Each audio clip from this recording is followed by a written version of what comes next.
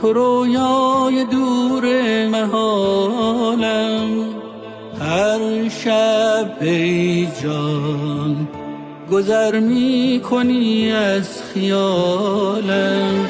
تن برگ تصویر ماهه که سهم من از عشقت آهه. اشک چشمم نشان از خیال تو داره. تا یاد تو به قلب کبیرم بباره.